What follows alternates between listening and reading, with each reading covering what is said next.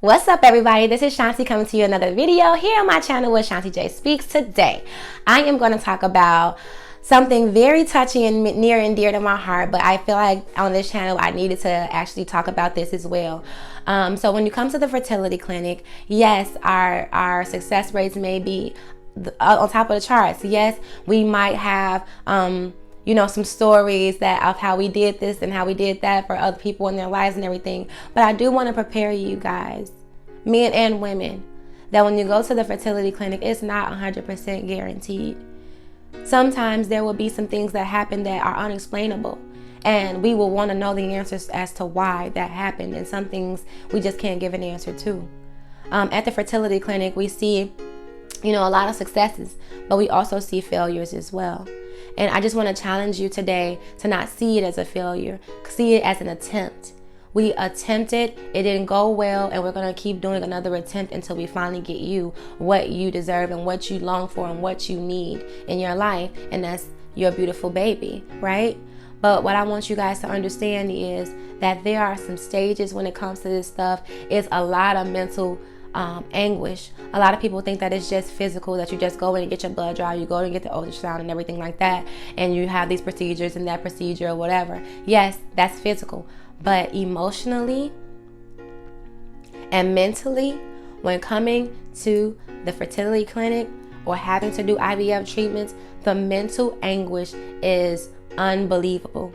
It's so powerful, in fact, that we actually have psychologists on site at the clinics to talk to all of our new patients that come in, because we have to prepare them mentally for what's about to take place, even though they have no idea about what's about to take place. We kind of try to give them a heads up in the psychological realm to let them know that this does play on your mind and your mental thoughts, and we need you to stay positive. No matter what happens, we need you to stay rooted and grounded in what the goal is. And we have to have them set up actual appointments to see psychologists, not after they've had a loss, not after they have had procedures that didn't go well, but before any of that even starts. We have to prepare you mentally.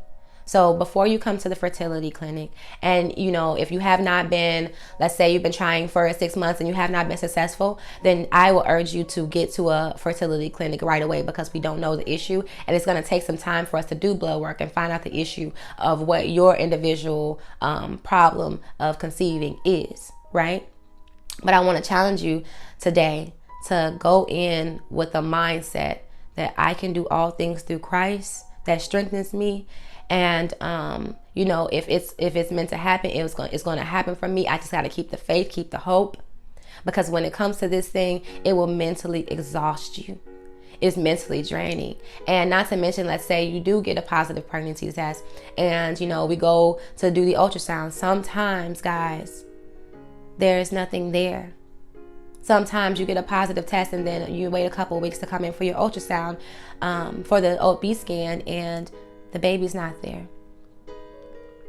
And this is so devastating to our patients, because they finally just got a positive pregnancy test, and now the baby is not able to be located. And now we have to figure out how to get the numbers down and actually locate to see if there is a baby there, if it's an ectopic or things like that. Other situations where we have people that come into the clinic, they get their blood drawn, they're positive, and turns out it's a chemical pregnancy. It's not a viable pregnancy that's going to be able to sustain and make it the full 9 months of growth and development. And if it does, it's going to be something wrong with the baby itself. And with that being said, it's not going to be good. And chemical pregnancies usually just have to go on their own way, with the numbers coming down on their own and all that too. But it's a different way of getting pregnant. Molar pregnancies. People don't really know about molar pregnancies, but a molar pregnancy can still come up as a positive pregnancy test, make a positive pregnancy test. But that's not a viable pregnancy either. See what I'm saying? An ectopic, I had a positive pregnancy test when I had my ectopic. I had a positive urine, I had a positive blood, I had all of that, and my numbers were not out of whack either. And I thought that my numbers were a little, off, but they weren't like out of control in the thousands and things like that. So I didn't know at the time that my pregnancy was not viable, right? We have times when, women come in and they had their first OB scan, they had their second OB scan, and at their third one, there's no heartbeat. At that third one, we don't see the things that we need to see in order for this baby to be healthy for the mom. We don't see certain things in ultrasounds, like we need to have a sac around the baby and things like that. Certain things that we don't see, it will let us know that it's not going to be a good pregnancy. So everybody always has the notion that when you come to the fertility clinic, the first time you get pregnant, it's going to be perfect and everything's going to go good. Yes, it may. But I'm here to tell you that it may not as well. Not to be negative, but to prepare you guys mentally on what to expect.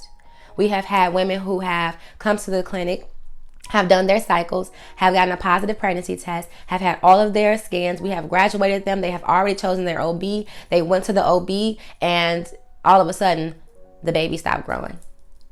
24 weeks, 32 weeks, the baby stops growing. And then we find them coming back to the clinic, and we're like, well, what happened? We graduated you, and the baby looked good when you left. And they're like, yeah, the baby didn't make it. It stopped growing at 32 weeks, or it stopped growing at 22 weeks, or whatever the case may be. And it saddens our hearts, y'all. But I want to prepare y'all, because these same women have to come back to the fertility clinic to start this cycle all over again. And all over again, meaning blood draws, morning monitoring, ultrasounds, all of the, things that didn't happen last time. They have to basically go through those procedures now, because there's something, they have to find a reason as to why this keeps happening or why this has happened. So ladies, and guys, when it comes to these children, you guys come there too. You guys are with your spouses. You guys are sitting there, and you're watching the baby on the screen. You're watching the sonographer. You're in there for all the appointments. You hear the doctor talking, and you see the sorrow in your partner's face when they get this bad news. So it does apply to you too. We need you guys to just be there. Be embracive. Yes, we understand that you lost a child too, but for a woman, it's something deeper than just losing a child. It's almost like, well, why can't I do this? And I'm a woman. I'm naturally supposed to be able to do this. That's number one. That's our first fight and battle against ourselves. I'm naturally supposed to be able to do this. And now when I finally get a positive pregnancy test, it doesn't stick. It doesn't stay.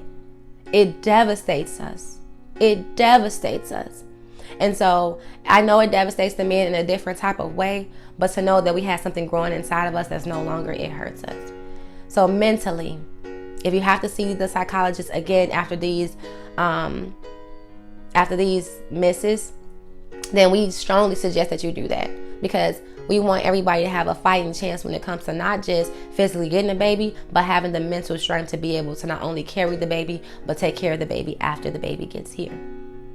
So I just wanted to prepare you guys. I know this is not one of my fun videos, but I feel like a lot of people have the expectation that when you come to the fertility clinic, that the first pregnancy that you get is going to be the pregnancy that changes your life. You're going to have the baby and everything like that. It happens for some, yeah, majority. But for some people, they have to go another round because the first round really wasn't successful. They have to go another round because it's like your body has to get primed for what was actually about to take place inside of it. And a lot of people think like, well, what's wrong with me? Nothing's wrong with you. We just have to figure out a solution that works for you, because everybody's body is different.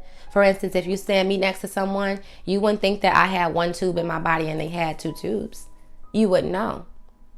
But my care is different from the person that has two tubes, because I only have one. I only have one left. And thank God he gives us two. But I only have one left. So for them to do what they would do for this other person, which is probably do an IUI and let it travel through the fallopian tubes and everything like that, why would they do that for me when my fallopian tube might be blocked?